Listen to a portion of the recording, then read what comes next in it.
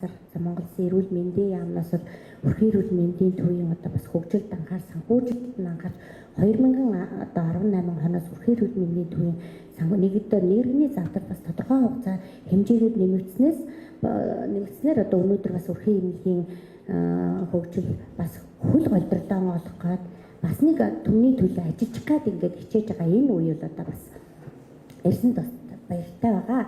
Өрхийн эрүүл мэндийн төв тулгамдаг нэг асуудал боловсрогчны асуудал байгаа.